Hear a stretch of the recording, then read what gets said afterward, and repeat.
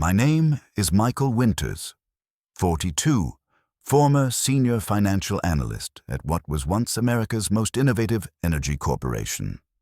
I spent 8 years of my life at Titan Energy, watching its meteoric rise and catastrophic fall.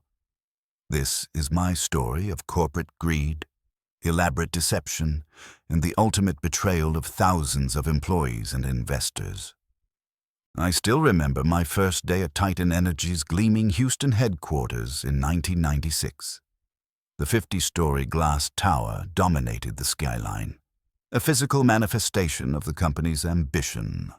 CEO Maxwell Reynolds, with his charismatic presence and visionary speeches, had transformed a traditional pipeline company into an energy trading powerhouse worth $70 billion. "We're not just an energy company," Maxwell told us during my orientation. "We're creating the market of the future. Anyone who doesn't understand our business model simply isn't smart enough to grasp it." That should have been my first red flag, but like everyone else, I was dazzled by Titan Energy's reputation as America's most innovative corporation. The company had received Most Innovative Company in America awards for 6 consecutive years. Wall Street analysts couldn't praise us enough. I was assigned to the Financial Reporting Division under CFO William Harris, a cold, calculating man with piercing gray eyes, who always wore immaculately tailored suits. William was Maxwell's right-hand man, the financial wizard who turned the CEO's ambitious visions into reality, or at least the appearance of reality. My first 2 years were exhilarating. The stock price tripled, and our quarterly employee celebrations became increasingly lavish. At the 1998 Christmas party, the company rented an entire island in the Caribbean. Rock stars performed private concerts while executives arrived in helicopters.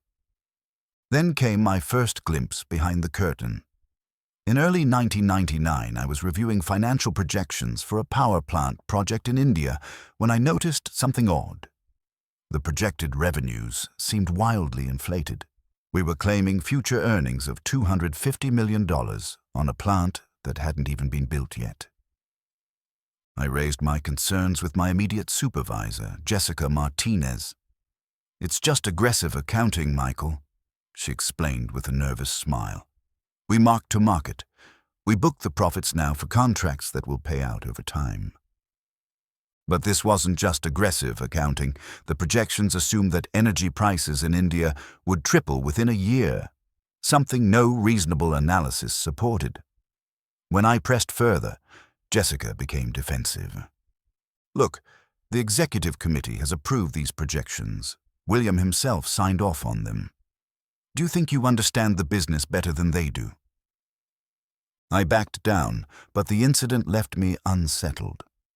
Over the next year, I noticed more discrepancies. We were creating elaborate special-purpose entities with names like Cheetah Partners and Raptor Investments. Complex structures that seemed designed to keep debt off our balance sheet and inflate reported profits.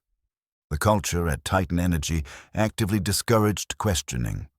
Every quarter, managers ranked their employees, and the bottom 15% were fired in what became known as rank and yank. The threat of termination hung over everyone.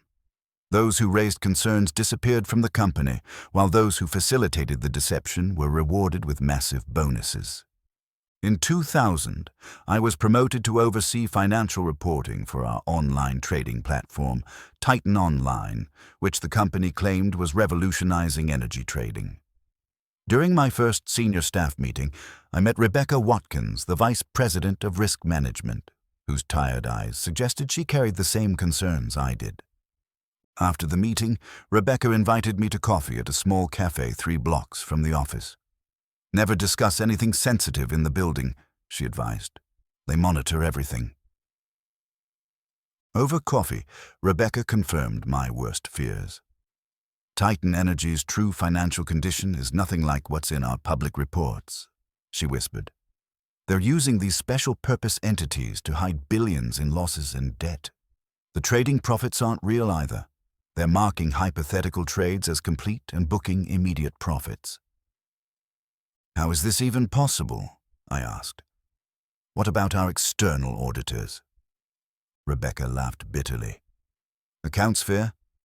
They're billing us $25 million a year for consulting services on top of their auditing fees. They've become so dependent on Titan Energy revenue that they've essentially become accomplices. But the board of directors, the board has waived our code of ethics multiple times to allow these transactions. Most of them are too intimidated by Maxwell and William to ask questions. Those who do get pushed out. That night I could barely sleep.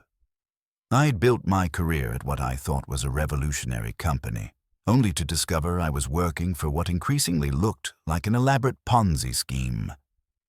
The next morning, I began documenting everything. I created a separate email account and forwarded key documents there. I kept a detailed journal of meetings and decisions. If the house of cards collapsed, I wanted evidence that I wasn't part of the fraud. By mid-2001, the cracks were beginning to show. Our stock had peaked at $90 per share, but had started to slide. Maxwell abruptly resigned, citing personal reasons, and named William as his successor. Internally, cash was tightening. Projects were cancelled, and the lavish parties stopped. In October 2001, we announced a one-time charge of $1.2 billion due to investment losses. The stock dropped to $20.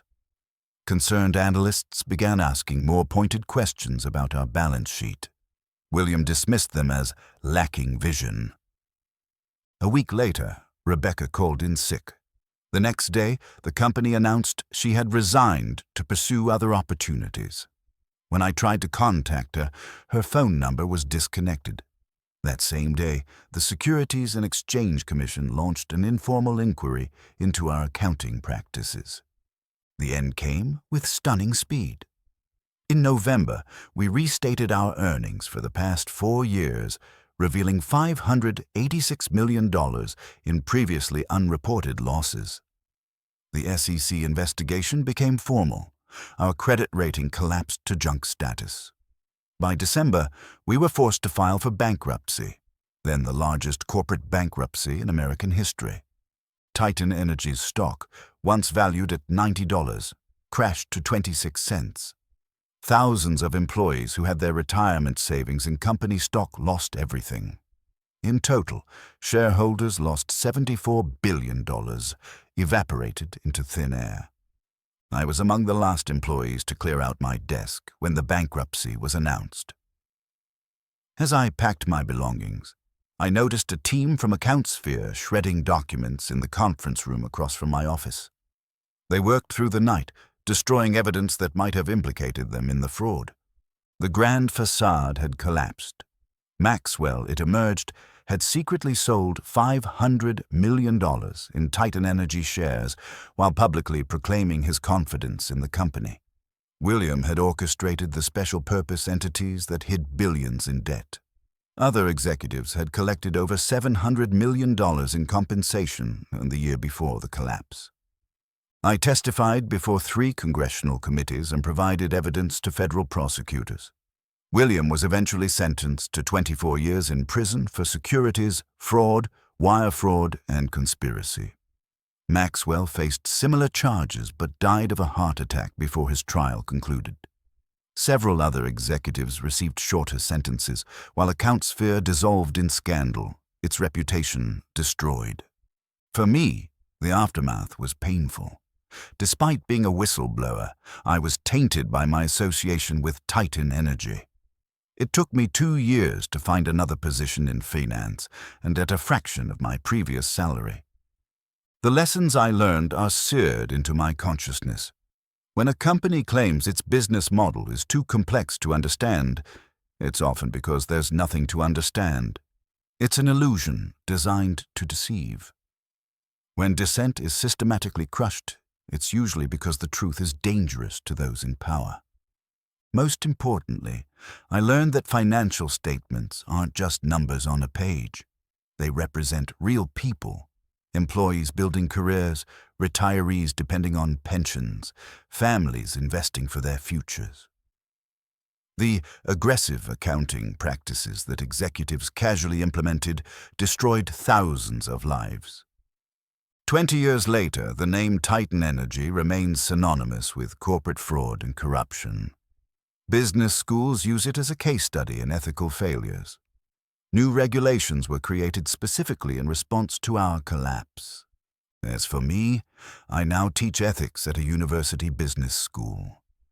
I share my experience with students, hoping the next generation of business leaders will remember that integrity isn't just a word in a corporate mission statement. It's the foundation everything else is built upon. When that foundation cracks, no amount of financial engineering can prevent the eventual collapse. In the end, Titan Energy wasn't destroyed by market forces or competition. It was destroyed by the hubris and greed of leaders who believed they were above the rules, that they could create profits out of thin air and never face consequences.